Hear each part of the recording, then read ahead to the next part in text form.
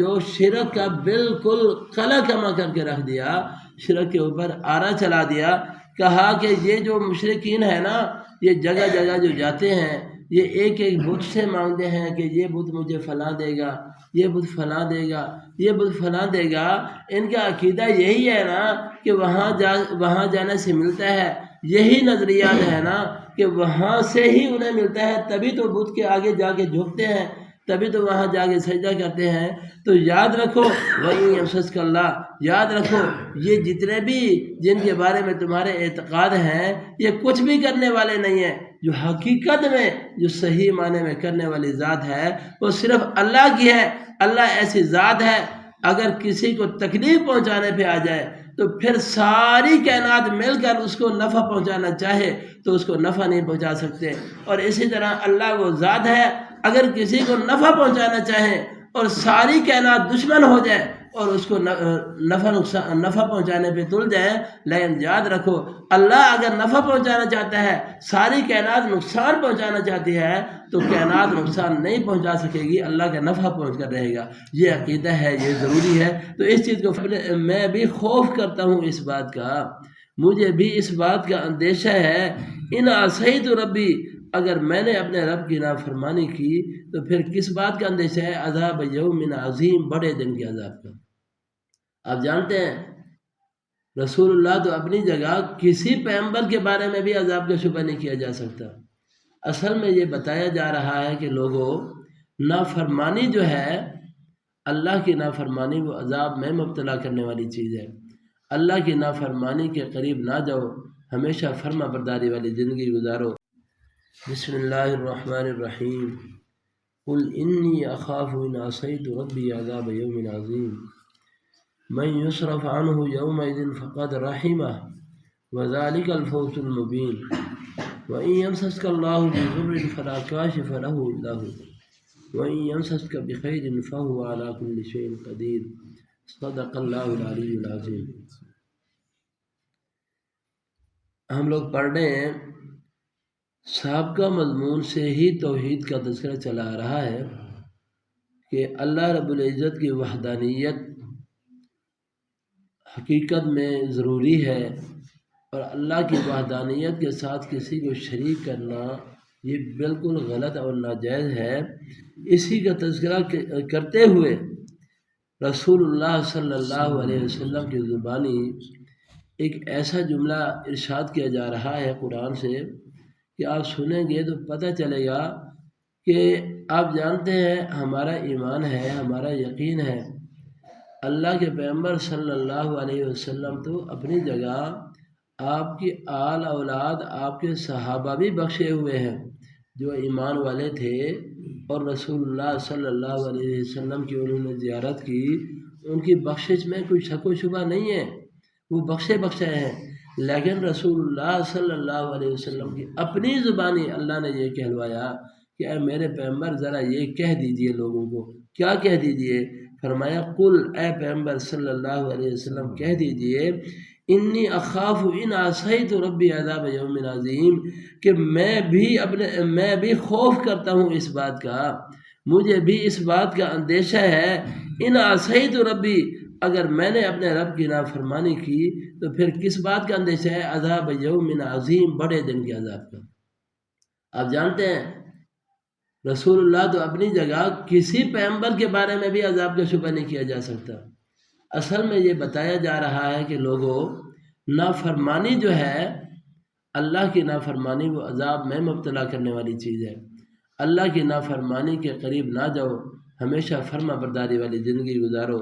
آگے من یصرف عنہ یومئذ فقد رحمہ، من یصرف عنہ یومئذ، وہ شخص جس سے پھیر دیا جائے اس دن عذاب کو تو فقد رحمہ، تحقیق اس کو اللہ نے رحمت میں داخل کر دیا۔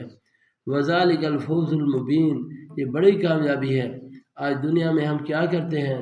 بڑے بڑے مکانات بناتے ہیں، محلات بناتے ہیں، اپنی پراپرٹی بناتے ہیں، جائیداد خریدتے ہیں، زمین بناتے ہیں، اور کیا ہے، ہم اسی کو کامیابی سمجھتے ہیں، ہم اسی کو کامیابی سمجھتے ہیں، حالانکہ یہ کامیابی نہیں ہے۔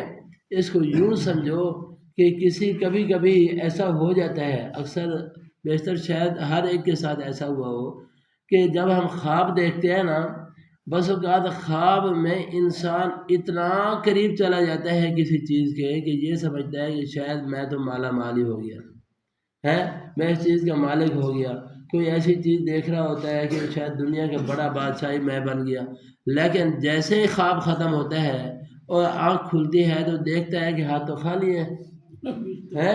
یہی ہوتا ہے نا خواب میں، اکثر جب خواب آتا ہے تو یہی چیز ہوتی ہے کہ بندہ خواب دیکھتا ہے، جب اٹھتا ہے آنکھ کھلتی ہے تو دیکھتا ہے میرے ہاتھ خالی ہیں، حالانکہ اس وقت بھی سوچ رہا ہوتا ہے کہ ابھی تو میرے پاس یہ چیز تھی، لیکن ہاتھ خالی ہوتے ہیں۔ یہ دنیا اور آخرت کا معاملہ بھی بالکل ایسے ہی ہے کہ یہ دنیا تو ایک خواب ہے، یہاں تھوڑے سے وقت کے لیے بھیجا گیا ہے، یہاں جو کچھ ہم بنا رہے ہیں اس کے اوپر بھروسہ کر کے نہ بیٹھیں، یاد رکھیے اصل دار و مدار آخرت پر ہے۔ اگر آخرت کے لیے کچھ بنا لیا تو پھر کامیاب ہو جاؤ گے۔ یہ دنیا دھوکہ ہے، یہ دنیا خواب ہے، دنیا میں جو بھی بنا لو گے کسی کام نہیں آئے گا۔ جب آپ کی آنکھ کھلے گی نا آخرت والی، یہ دنیا والی آنکھ بند ہوگی اور دوسری آخرت والی آنکھ کھلے گی، تو تب آپ اگر کچھ آخرت کے لیے رکھا ہے ذخیرہ کر کے تو پھر تو خوشی ہوگی، اگر نہیں رکھا تو پھر ایسے ہاتھ ملیں گے، کہیں گے یہ کیا، میرے ہاتھ تو خالی ہے میرے ہاتھ تو خالی ہیں۔ اس لیے آج وقت ہے، آج ضرورت ہے آخرت کے لیے کچھ بنا لیں اور دنیا کے دھوکے میں نہ پڑے۔ اللہ سمجھنے کی توفیق عطا فرمائے۔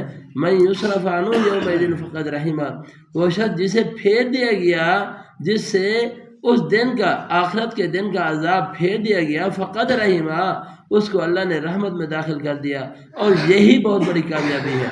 وَإِن يَمْسَسْكَ اللَّهُ بِضُرٍّ فَلَا كَاشِفَ لَهُ إِلَّا هُوَ وَإِن يَمْسَسْكَ بِخَيْرٍ، اور اگر پہنچائے آپ کو اللہ کوئی تکلیف تو فَلَا كَاشِفَ لَهُ إِلَّا هُوَ، اس کو کوئی نہیں ختم کر سکتا مگر وہی اللہ۔ وَإِن يَمْسَسْكَ بِخَيْرٍ، اور اگر وہ اللہ آپ کو کوئی بھلائی پہنچائے، فَهُوَ عَلَى كُلِّ شَيْءٍ قَدِيرٌ، وہ ہر چیز پر قدرت رکھتا ہے۔ یہاں یوں سمجھو شرک کا بالکل قلع کما کر کے رکھ دیا، شرک کے اوپر آرا چلا دیا، کہا کہ یہ جو مشرکین ہیں نا، یہ جگہ جگہ جو جاتے ہیں، یہ ایک ایک بت سے مانگتے ہیں کہ یہ بت مجھے فلاں دے گا، یہ بت فلاں دے گا، یہ بت فلاں دے گا۔ ان کا عقیدہ یہی ہے نا کہ وہاں جانے سے ملتا ہے، یہی نظریات ہے نا کہ وہاں سے ہی انہیں ملتا ہے، تبھی تو بت کے آگے جا کے جھکتے ہیں، تبھی تو وہاں جا کے سجدہ کرتے ہیں۔ تو یاد رکھو وَإِن يَمْسَسْكَ اللَّهُ، یاد رکھو یہ جتنے بھی جن کے بارے میں تمہارے اعتقاد ہیں یہ کچھ بھی کرنے والے نہیں ہیں، جو حقیقت میں جو صحیح معنی میں کرنے والی ذات ہے وہ صرف اللہ کی ہے۔ اللہ ایسی ذات ہے، اگر کسی کو تکلیف پہنچانے پہ آ جائے تو پھر ساری کائنات مل کر اس کو نفع پہنچانا چاہے تو اس کو نفع نہیں پہنچا سکتے۔ اور اسی طرح اللہ وہ ذات ہے، اگر کسی کو نفع پہنچانا چاہیں اور ساری کائنات دشمن ہو جائے اور اس کو نفع پہنچانے پہ تل جائے، لیکن یاد رکھو اللہ اگر نفع پہنچانا چاہتا ہے، ساری کائنات نقصان پہنچانا چاہتی ہے تو کائنات نقصان نہیں پہنچا سکے گی، اللہ کا نفع پہنچ کر رہے گا۔ یہ عقیدہ ہے، یہ ضروری ہے۔ تو اس چیز کو فرمایا اگر تجھے تکلیف پہنچائے اللہ تو پھر نہیں ختم کر سکتا اس کو کوئی مگر وہی اللہ ہی کر سکتا ہے اور کوئی نہیں کر سکتا۔ وَإِن يَمْسَسْكَ بِخَيْرٍ، اور اگر وہ اللہ تجھے بھلائی پہنچانا چاہے تو یاد رکھیے فَهُوَ عَلَى كُلِّ شَيْءٍ قَدِيرٌ، وہ ہر چیز پر قدرت رکھتا ہے۔ وَهُوَ الْقَاهِرُ فَوْقَ عِبَادِهِ، وہ اپنے بندوں پر حاوی ہے۔ وَهُوَ الْحَكِيمُ الْخَبِيرُ، وہ حکمت والا اور خبر رکھنے والا ہے۔ اللہ سمجھنے کی، عمل کرنے کی توفیق عطا فرمائے۔